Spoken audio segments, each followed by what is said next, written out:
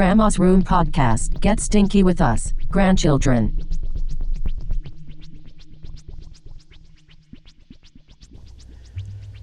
Welcome back to Grandma's Room.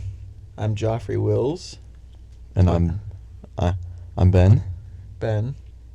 Benjamin. It's episode 34. Grandma's Room Podcast. Did I say it already? Yep.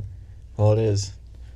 Today we're going to be talking about the sub that sunk itself, the Cold War U-2 spy plane incident, maybe some other stuff. Who knows? We'll get dirty, stinky, and wet. Get into the slop. Get into the slop. I think this week you should go first. Okay. Since you forced me to last week. Oh, okay. So, I did the sub that sank itself in World War II. So, on April 14th, 1945, German U-boat U-1206 was submerged in the waters just off of Scotland. And it was very new because it was one of the last Nazi U-boats of the war to be launched, being launched just 8 days before in Norway, and it was out on its first combat patrol.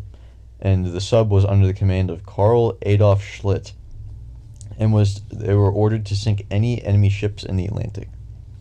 So, before it sank, it already had been experiencing some problems. Like, one problem was that the engines weren't working, which is obviously very bad if you're in the middle of nowhere in, like, enemy territory. And so that the U-boat had to use its batteries, which, like, I'm pretty sure that's, like, what allowed it to, like, it's what allowed it to go down and be submerged. So, like, if your batteries ran out of power, you had to surface, or else, like, it wouldn't, like, you would not go back to the top. What kind of batteries did they use? Probably D batteries. Like, I mean, brand, like Energizer. Like, not Rayovac. Rayovac's garbage. Yeah. Neither the Dollar General brand ones either. No. Duracell, I think they had as backups. Duracell or Energizer is what they needed to use. Yes. So, a little bit of background. When the sub is below water, a toilet just can't empty straight into the water, because obviously if you're 200 feet below the water, there's going to be way more pressure, like, pushing in on the sub. And if you just open a little hatch and let poop come out, the water's going to flood into the U-boat. So it would shove the poop back in? Yes. So, unlike the system that the English discovered or developed on their subs, which was just a septic tank, the Germans had never nailed down a good way to empty the toilets, since septic tanks weren't, they were very spacious and they're very heavy, so it took a lot more space that they needed, and it was a lot harder to get to the top of the water. How big would they have to be? Like, how long, like, do they stay, like, way underwater for super long periods of time? Probably like weeks or so. I mean, how spacious are we talking, though? Like, It has to be pretty big, dude. There's like 50 guys on a sub. like this room sized, you think? I don't know, dude. But anyway, their system only worked, or one of their older systems only worked if the U-boat was surfaced or close to the top of the water, since obviously there wasn't as much pressure. And so the toilets weren't accessible at all when they were diving, which meant that, like, men had to shit in these open buckets and just leave them on the ship. Yeah. So to fix the problem, they came up with a system that had high pressure launch the shit and piss into the water, but it was extremely complicated because, like, it'd have, like, one door open and then another door closed, like the Panama Canal. Have you seen, like, where, like, ships go through and there's, like, 8 different sections and they'll flood or empty water as you go into each thing? I've never seen it. Oh, okay. Well, that's what I'm at least envisioning, how they described it. But it was so difficult, like, to use, that every U-boat had a man whose like one job was to work the system, and so that no one would mess it up and flood the ship, because it had, like, all these valves that you just spin. So, like, you open the first one and then close it, and it had to be in a specific order each time, or else it would not work. And this guy was regularly called the shit man, which I thought was kind of funny. The shit man? Yeah. Can you imagine going into the military and, like, your family, like, gives you, like, this going away party, and they're like, he's a hero, and then you come back and, like, they ask you stories about being on the submarine, and you're like, I pushed the shit out. that was my only job. That'd be pretty bad for the guy, but I feel like if that happened with my friends, that'd be pretty goddamn funny. Like rip on him constantly. So, back to April 14th. No one actually knows what happened because there's two stories that are obviously very conflicting.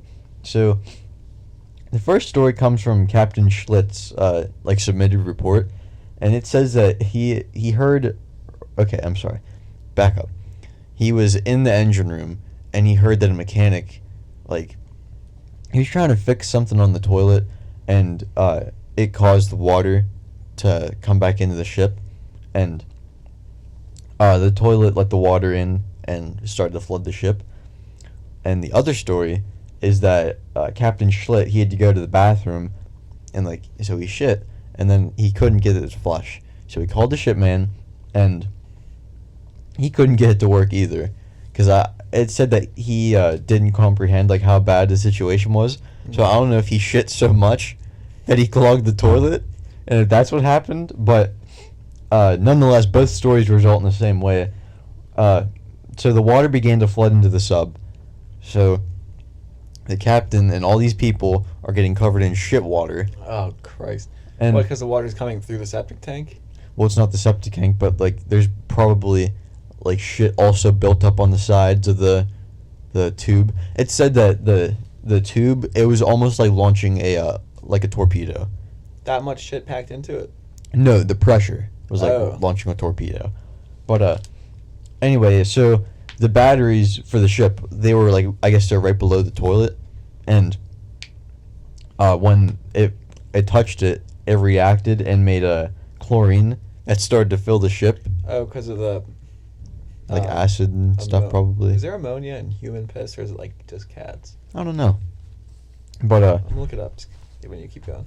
Alright, and then so obviously you can't survive with first shit water piling into your U-boat, and then chlorine on top of that. So they knew that if they surfaced, that there's a pretty good chance they're gonna get caught. But they were forced to surface and to get oxygen, and they were soon discovered by the English, and they were attacked by the Royal Air Force, who killed 2 men, and they put the sub there's no going back underwater, they'd fucked with it too much, and 3 other men died swimming to the shore, but the 46 men who survived were taken as POWs for about 3 weeks, because as I said before, this happened on April 14th, and Hitler killed himself on the 30th of April, I think, and then the Nazis gave up 8 days after. What if he actually killed himself because he was just so disappointed in his shit-covered crew getting caught? And when you were describing both situations of how the shit started backing up into the... For some reason, I pictured that happening in a South Park cartoon. Yeah, I could see that. I visualized it instead of in real life, just in South Park. The guy shitting and then clogging it. I don't know. I haven't watched that show in forever. Yeah, I know. I know we talked about that in the last episode. Dude, that'd be so fucking embarrassing, being on that submarine. Could you imagine being the person or the people who died and said, I died because our captain took a shit so large that he sank the ship, and we were forced to flee? Their family sees his ghost in their house, and it's just loaded with shit. It's a shit-covered ghost. All they smell is sometimes they'll say when a ghost is around, you smell something. Smell roses or stuff like that, yeah. You just smell sewage plant. Oh boy. So is that all for your story? Yeah, that's it. You want me to get into the spy plane? Yep. Shit. Okay. So start out about the U-2. It's the U-2 was a spy plane, and pretty sure it still is the spy plane we use. But it's used by the U.S., and it started being used in 1955. The plane was known as the Dragon Lady, and it was used by both the CIA and the Air Force to monitor electronic emissions. That, if they would test the atmosphere to see if any countries were using nukes, because I guess whenever the nuke goes off, it messes with electronic. I don't know. Electrons? I don't know. They can just detect the electricity of the charge of the air or something is different. Yeah. After nukes go off, they would also used the plane to like photograph like From like way Soviet high. and China controlled areas because like it was so high for a while. It was like not Detectable. they could detect it. They just couldn't shoot it down. Because they couldn't reach it. Yeah, they would just have to like sit there and watch it. And it was so fast that like Gotcha. they couldn't really be chased. It was able to this next area. It's exactly what I just said. It was able to fly so high that it was very hard to shoot down, and it made it impossible. I mean, it made it extremely valuable to the U.S. because like Yeah. if you can't be shot down in the plane, nobody can do anything about it. I guess they could start a war, but like nobody wanted to in the Cold War because we both had nukes pointed at each other. The plane was supposed to be retired in 2015, but with the U.S. getting involved in the fight against ISIS and the Islamic State, it was pushed back, and I don't think it's been retired yet. I think they're still using it. I'll Google it real quick. Did you Google about the urine? Oh yeah. Just pause this story real quick. There's protein, I think it's called urea, that can be broken down into ammonia. Okay. But that's it. But yeah, it's able to fly at over 70,000 feet, which is over 13 miles high. And it requires the pilot to wear a pressure suit and to breathe bottled oxygen, and all the the instruments on board work automatically or are remotely controlled, so the only thing the pilot has to focus on is where he's flying. Like everything else is done for him. Starting in 1956, U.S. U-2 spy planes began making flights over the Soviet Union on information gathering missions, and on May 1st, 1960, CIA pilot Gary Powers, his full name is Francis Gary Powers, was flying on an aerial reconnaissance mission like deep into Soviet territory when an S-75 Dvina, I think is how you say it, S-75 Dvina surfaced air missile hit his plane, and he crashed over Sverdlovsk, which is today called Yekaterinburg. Oh, Yekaterinburg, that kind of just rolled off the tongue. He was supposed to be in the air for over 9 hours, taking off from Pakistan, and then at the end of his mission landing in Norway. And he was actually, in the end, he was hit by 2 missiles. Wait, I'm sorry. When did you say this happened? 1960. Okay. And I found out I read that they are not planning to retire the U-2 anytime soon. Oh, really? So they're going to use it. So the first missile exploded near his plane, which caused his plane to drop in altitude a bunch, and the second one was then able to hit him because it could actually reach him. He ejected from his plane and parachuted down, but when he landed, he was pretty much immediately surrounded by Soviet troops. He carried a small needle with poison that he could use on himself in case he was captured. But where's your phone at? Is it like Over here. these mics just started going like... I'm doing something with my legs, but I've been doing it. No, that's not what it is. Could be your watch. Your Apple Watch. Could be. If it does it again, I'll take it off. Oh. But yeah, he had the needle. He didn't use it. Some people called him a coward because of it, because he didn't want to like kill himself. Yeah. And I can't remember if this is in my notes later, but I'm pretty sure he was ordered to not use it if he got captured. Like it was just I think it was standard issue for the U-2 pilots, but I don't know. I know he was ordered not to use it at some time, but I don't know why they would give it to him if he was ordered not to use it. Maybe just in case it got really bad. Yeah. But 4 days after the crash, NASA stated that the aircraft had gone missing north of Turkey, and said they thought the pilot may have gone unconscious with the autopilot on, and even said the pilot reported over the emergency frequency that he was experiencing oxygen difficulties, which wasn't true. That never happened. They then painted a U-2 in NASA colors, and thinking the plane was destroyed and the pilot dead, they decided to use this cover-up, which gave Nikita Khrushchev ammunition to make an ass out of Eisenhower pretty much, and his whole, not cabinet, his whole administration. Because he knew the truth of what happened because he had Gary Powers alive. Yeah. But they were lying, saying it was like a NASA weather plane. Yeah, in the Senate Majority Whip Mike Mansfield said, quote, "First reports indicate that the president has no knowledge of the plane incident, or had no knowledge of the plane incident. If that is the case, we have got to ask whether or not this administration has any real control over the federal bureaucracy. So, like, Eisenhower admitting to it would mean, like, that he knew about it would mean he was knowingly sending pilots over the USSR. But if he refused that he knew about it, it made him look like he didn't have control of his own administration. So, like, it was a lose-lose pretty much for Eisenhower. Yeah. So then this is... Wait, fuck. I just lost my place. Yeah. Oh, yeah.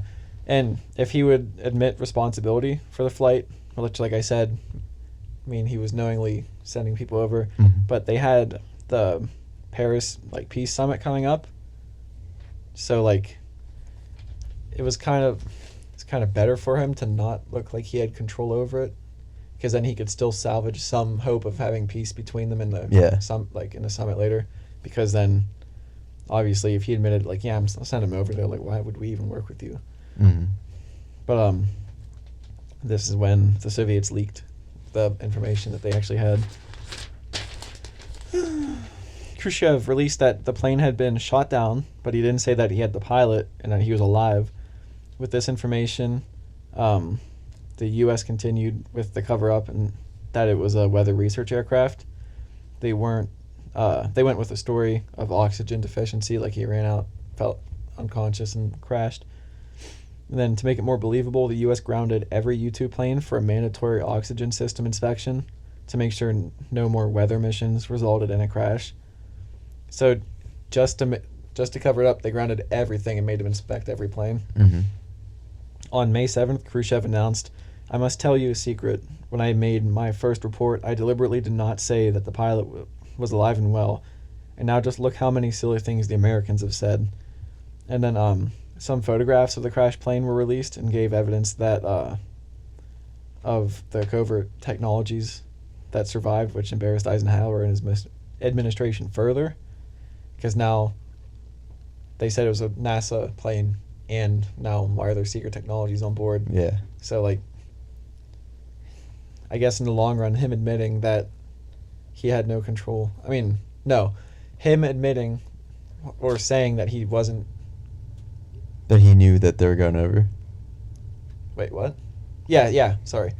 I went, like, brain dead for a second. Him admitting that he knew that the planes were over there, but they weren't, like espionage missions. Yeah. Made him look like a total asshole. And, Khrushchev also said that an explanation should come from Alan Dulles, who was a director of the CIA. And this took a little blame off of Eisenhower. Dulles later said all U-2 flights for espionage. What is going on with me? I don't know what's going on. I can't read and I can't think. I think I'm dying. But he said all U-2 flights for espionage were flown pursuant to presidential directives, but he still tried to downplay Eisenhower's role in the flights. So now they admitted that he was involved with the flights. So it was just all over the place. It tastes like peanut butter. On May 10th, on his own, House Appropriations Chair Clarence Cannon revealed to the House of Representatives that the U-2 was a CIA aircraft used for espionage over the Soviet Union. He said, "Mr. Chairman, on May 1st, the Soviet government captured 1,300 miles inside the boundaries of the Russian Empire an American plane operated by an American pilot under the direction and control of the U.S. Central Intelligence Agency, and is now holding both the plane and the pilot. The plane was an espionage mission. The activity was under the aegis of the Commander-in-Chief of the Armed Forces of the United States, for whom all members of the subcommittee have the highest regard and in whose military capacity they have the utmost confidence." And I don't know why they gave him a standing ovation, but both Republicans and Democrats all gave him a standing ovation for that speech. The hell? I guess. I don't know if it was just because he was trying to take some blame off the president. Oh, no. Kind of seemed like he was grandstanding a little bit, in my opinion. Yeah. For what? I don't know. Since Cannon said that Eisenhower wasn't directly involved, the public started to believe that he wasn't in control of his administration, and Eisenhower was not having this. And then, in a move that put the Paris Peace Summit in jeopardy, he revealed the U-2 spying program. And on May 11th, he made a speech that covered 4 main points. The points being 1, the need for intelligence gathering. 2, what they consisted of. 3, the intelligence gathering needed to be seen as distasteful but vital. And 4, Americans shouldn't be distracted from the other big problems. So he pretty much say, like, in the last point, he was just kind of like, just don't pay attention to it. Like, you don't need to know about it. And then in the end of his speech, he said about the Soviets, they'd better look at their own espionage record, and then told reporters that he still planned on going to the Paris Peace Summit. So he pretty much said, yeah, we're spying. Why don't you guys check yourselves? And then he said, yeah, we're still going to try to make peace with them. The fuck? Congressional Research Service report titled Covert Action, an Effective Instrument of U.S. Foreign Policy, on October 21st, 1996. It was released by WikiLeaks and spoke about the incident. So this is like decades later. This report was released. It said many observers believed that when President Eisenhower in 1960 claimed responsibility for U-2 overflights of the Soviet Union, he made reaching agreements with Moscow much more difficult. That had he blamed the flights on the Pentagon or the CIA, Khrushchev arguably might have not felt forced to react so strongly, even though he might not believe the denials. Such reasoning, while constrained, is hardly unusual. It is easier for a president to deal with foreign leaders who are known to have committed violent acts but never admitted to having done so, than to meet formally with those who have acknowledged unacceptable behavior. This is especially true for the Russians at the time, because they were huge on not looking weak or looking like they were taken advantage of. Yeah. Like that was a big thing for them back then. But in the end, did Eisenhower need to worry more about what the Soviet Union thought or what his own citizens thought in the middle of a nuclear armed race and fighting for the control of the world, pretty much? Because like what would you do? Would you try to get, if you had to choose between your citizens thinking you were in control or Russia not looking like you're trying to embarrass them? Well, if it's 1960, he is at the very end of his term. He's not getting reelected again because it's his second term. So, fuck the people. Well, what I'm saying is you have to think your citizens aren't the ones pointing nukes at you. Yeah. So I think I'd pick the same thing. If I were in his shoes, I'd be like, I'm sorry, guys, but I have to kind of appease them right now. Yeah, if you that's gotta. the right words. But I kind of don't want us to get bombed. Mm-hmm. Because if a war started out between Russia and America, not like little fighting here and there, actually happened, but Plus, if you're gonna give that to a new president, that would suck ass, dude. No one would want to run. That's what happened to Kennedy. That's what I'm saying. They gave him Bay of Pigs. They were pretty much oh, here's the reins. And all the generals and everybody hated Kennedy because he was so young. They didn't think he was capable of actually running. Mm-hmm. Well, he's the youngest president, isn't he? Or is I'm pretty sure. It's either him or Roosevelt. Teddy Roosevelt. Teddy Roosevelt. I don't know. I'm pretty sure Kennedy was the youngest. I think he was too. He was what, 30? Was he in his late 30s or 40s? Because you have to be 35 to run, I'm pretty sure. Yeah. But, yeah, I'll get back to that when you're looking that up. During the Paris Peace Summit, Khrushchev didn't think that he could work with Eisenhower, and just hours after the committee started, he just walked out. Gary Powers, at the time, was in a Soviet prison, and in August 1960, he was convicted of espionage and was sentenced to 10 years of Soviet imprisonment. And I think his actual sentencing was 3 years of imprisonment and then 7 years of hard labor. Oh. And he would only end up spending less than 2 years in prison because, let me change this real quick. On February 10th, 1962, on the Gleinik Bridge, I think that's what you call it, the Gleinik Bridge, that connected Potsdam, East Germany, to West Berlin, Powers was traded back to U.S. forces for Rudolf Abel, who they gave back to the Soviets. He was a Soviet intelligence officer His real name was William August Fisher, and he was charged with conspiracy by the FBI in 1957. So he was spying for the Soviets on our land. After Powers got back to the United States, he eventually left the CIA, and he became a helicopter pilot for a TV station in Los Angeles, KNBC, on August 1st, 1977. So 15 years after he was released, he was flying over the San Fernando Valley when he and the cameraman George Spears were recording brush fires in Santa Barbara. On their way back, the helicopter ran out of fuel, and it crashed at the Sepulveda Dam. Killing both of them. And Gary Powers was 47 years old when he died. So he survived a U-2 plane crash. And, well, he ran out of fuel, which I think a pilot of his caliber would be paying attention to the fuel. Yeah. Because it's not like they go up not knowing how far you can go. Yeah. Like, they know all of that. Yeah, they know their limit. So why? Unless the U.S. government did it. Bush did Gary Powers. That just sounds like he had sex with them. He did. What'd you find out about Kennedy? He was 43 when he was elected. 43. That's about 40 years younger than Biden. 30. That was just an 5. exaggeration. 35. How old is he? 78. Damn. How old was Trump when he left? I don't know, but I don't even know why it included. Well, I guess I kind of do. It said that the youngest person inaugurated was 43, and which was Kennedy, and then Biden is the oldest person at 78. That's pretty old. Yeah, dude. Do you think there should be an age limit? Like if you're older? No, I feel like They haven't. because they're like there's people like I work at a country club, and like a lot of those old people there, not all of them, but some of them are like they're sharp, like they know what's up. But I think that not everyone is like that, obviously, because they lose their goddamn mind.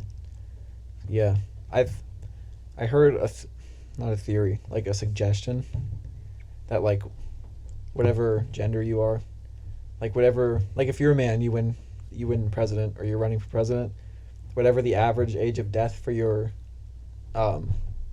gender is, I think they said like 25 years before that should be the limit. Well, what do you think's the average for like men today? I'll look it up. Let me grab my phone. Here, I'll do. I got. Shit, it's right there. I got it, honey. I don't know, cause like, I guess it depends on, like the average age, cause if it's like 75 or 80, like, that means like someone who's 55 can't run. 76 years. So you'd have to be 50 is the cutoff. Yes, 50 would be the cutoff if you did 25. I think that's a little much. I'd say maybe 15 years. 15 or even 10. Yeah, but I don't think like, because like, I don't want to make this a political podcast, but like obviously There's got to be a he's a not point. all there, Yeah. and like I don't know. They have an age limit to how young you can be. I think there should be another age limit on how old you can be. Because if they don't, well, here's the thing. People like in their 20s, in the prime of their life, can't run for president. Like they can think clearly. Your brain stops forming at what, like 24? Yeah. Well, men's brains Yeah. stop at 24. Girls, they're like, I think it's like 18 or earlier. So why not make like the president, like you can't be younger than 25? But like, because that's after the brain forms completely. But can you imagine if like one of your friends, they're like what, 22, 23? Yeah. Can you imagine if like one of the boys ran for president and got in somehow? Well, that's just like saying a 40-year-old who runs for president has an idiot friend. Can you imagine if they ran? Okay, I get that. Obviously, if you're not seen as qualified, you're not gonna win. Well, I mean, I don't know now, but like, if the voters actually have integrity. I don't know. Why do we get on this tangent? Yeah, let's get off this track. So, I know you were enjoying video games. I know you were enjoying the Star Wars battle game. Yeah, Battlefront. it was a hoot. I don't see why you're so resistant. Did you do that on purpose? use the word resistant. What do you mean? There's a resistance on there. That's not. No, that I was doing that. Oh, okay. It seems like you don't believe me. I don't know. No, I'm saying, why are you so like resistant to just say the game's fun? Well, first, I didn't even play it. Yes, you did. I played for 30 seconds, Joffrey, and I died. Yeah, which means play it more. You'd have more fun. Sorry, I'm hiccuping. That sounded horrible when I hiccuped. But no, I'd rather play like Red Dead or Call of Duty or GTA. Whatever. Something that's real. Or realer. GTA's not real. Yeah, but neither Star Wars flying through the galaxy with alien. You don't know that. There's a multiverse, Ben. Let's get into the multiverse. I don't know much about that, so you'll have to do most of the talking. Do you know the theory of the multiverse? Yeah. Infinite universes, each one's a little different. Mm-hmm. Like when I just said that, somewhere else you just shook your head no instead of yes. Yeah. But how is there a limit to what's... I mean, I don't know if the multiverse is real, does that mean same time, but different things happening, or does that mean there's universes out there that are like 1,000 years ahead of us? Well, I think of it like it's probably the same time, but like maybe one thing happened, like way so, back. yeah, like maybe and when they were building the pyramids, they put one block maybe a centimeter to the left. And it fell and killed the pharaoh. Maybe, but that's the only thing that happens with that universe, and then there's another one that's moved maybe to the right instead of the left. Yeah, I'm saying, but do you think there's a multiverse out there, or another one of the universes in the multiverse? Do you think there's one out there that one thing is different? It's the only thing that happened differently, but it made such a change. The Dark Ages. That now the universe is completely different. The Dark Ages are gone. So that was like 300 or 400 years, right? Yeah, like whatever event kicked off the Dark Ages in this universe, like what if that didn't happen in the other one? So that one's like way more advanced than us, but it's Okay. the same time. Yes, I believe that. However, not thousands of years. No, I don't mean like, okay, maybe not actually thousands of years different, but what if their technology seems to be thousands of years ahead of Oh, ours? yeah, I believe that. So Star Wars could be happening somewhere is what I'm saying. God damn it, Joffrey. God What? damn it. What? You I'm not just- saying the literal characters, I'm saying shit Yes, like I get that, happening. but you just bit me in the ass with... Logic? Yeah. And you shook your head at me. It made me feel like a fool. Fucking right I did. I'll do it again. Oh boy. Wait, does that mean... That means, Oh fuck. That means somewhere else that we could have had so much bad shit happen that we are in the Wild West, but in this time. Oh, Because, shit. Like, stuff happens so much that are... Oh fuck, dude. That means that could have happened somewhere, that, like, we're just now getting to that level of technology, but in the year 2021. Mm-hmm. Or, like, maybe in the Wild West, barbed wire was invented, and we're still cowboys rustling cattle. What if somewhere else they figured out how to make a multiverse, like, the way to travel through the multiverse? Like on Family Guy? Well, no, just hear me out. And you're in the Wild West in yours, and then you see a DeLorean. Like the and it's third Back to the Future? Yeah. Well, And wait, what? The DeLorean didn't go through universes, it went through time. No, Ben, I'm saying, what if that's what time travel is? If only one thing happened differently, that means people could be the same people, but at a different time. So technically, you're like, yeah, we time traveled. I don't think that's how it would work. Do you get what I'm saying, though? I get what you're saying, yes. But Okay, if you had to go to any multiverse, what would be the one you would choose to go to? Like any one of the infinite possibilities. I'm going to give you a rain check on that. I got to think about that for a minute or two. What would Okay. you go to? I would go to one where we are way more advanced. Because I would love to see, like, interstellar travel. I would love to see humans living on more than one planet. That's probably one of the things. I hope to see that before I die. Like, I hope we keep this shit together Mhm. long enough to actually get somewhere else. Because that'd just be cool to see. Like, have another settlement somewhere else in the universe. Okay. I think I got mine. I don't know why I didn't think of it earlier. A universe where Elvis didn't die. Because then I can maybe meet him, and that'd be fucking awesome. What if you were his kid? That'd be sweet, dude. And you grow up eating peanut butter banana sandwiches fried in bacon grease, and you have clogged arteries by the age of 10. By the age of 10? Yeah. Jesus, dude. Well, instead of formula, I would imagine he would Fried peanut butter. Yeah, just peanut butter, melted peanut butter. blend it up and feed it to you in a bottle. So you pretty much like grew up drinking. Actually, no. I take that back. No, I think he died at the right time. I would want to go to a universe where I lived at the beach my entire life. Our beach, not like Myrtle Beach, Carolina Beach. Like instead of Scott finding the beach, like our grandparents found it and they're like, we need to move a family down here, and then the family started down there. Yes. That'd be pretty cool. Dude, fucking banana Elvises every day. Oh, I forgot about those. Just a little insight. We go to the beach at like down in North Carolina, and there's this one restaurant. It's called Flaming Amy's, and and it's a Mexican restaurant, and like I'm not a big Mexican eater, but like I'll eat it if I like it. Like last night, I would have tried that corn. I heard about it in school, but it has like lime and mayo on it. Like seasoned and everything. Yeah, and it's like grilled. But anyway, so we went down there, or I guess we didn't go down there because we couldn't eat there because of COVID. But we got a menu from the house that we were staying at, and there was this thing called a banana Elvis, and it was wrapped in a tortilla, right? Yeah, it was like Like a burrito almost. it seemed. Oh yeah, it was deep fried. That's why it seemed harder. Yeah, it had peanut butter chips, chocolate chips, Hot fudge on the side. that was for the ice cream, I think.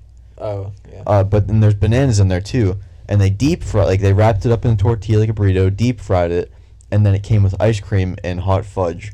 Oh my god, dude, it was so good. I ate it without the ice cream. Like I ate the ice cream separate. I did too. It was Yeah. really good though. And I think it would have been better if we could enjoy it with the ice cream on top too. But they were so like adamant about not letting anyone in that they just left your food on the curb. Well, yeah, the bench outside when it was like 80 degrees out. Yeah, like I couldn't believe they did that. Like at least like have someone like let it sit inside and then just have someone bring it out to your car. Or like, you could just block off the front entrance, or like inside. Yeah. And let one person in at a time to grab their food. Yeah. So like you're not like near them, but I don't know. I don't get why they did that, but I don't care because they gave me my banana Elvis and it was amazing. I got like the spiciest burrito there. You did. Yeah, it was amazing. It wasn't spicy at all. Like I guess like the juice all ran to the bottom, so like that last bite. Oh felt my like it blew god. your head off, but it was really good. Plus, dude, I could maybe learn how to. Well, I do know how to surf from the lessons we took, but like I could like do that every day, Oh yeah. which I'd love to like actually be able to surf on my own. If we lived down there, I can guarantee. Well, I can't guarantee, but I would hope that's what we'd be doing. Yeah, and then plus I got a skate park down there, which is in walking distance if you're ambitious. Yeah, it's like 3 miles maybe. Yeah, which I'm not sure how much I want to walk there in like 80 degree or 90 degree weather. I mean, golf carts are street legal, so you just drive a golf cart there. That's very true. Yeah. I like how they can actually ride in the beds of trucks there too. I know. People, they have like lawn chairs in the beds of the trucks flying down the highway. Oh man, I miss the beach. Is that statewide or is it countywide? Like maybe not here because there's so many like curvy like mountainous roads.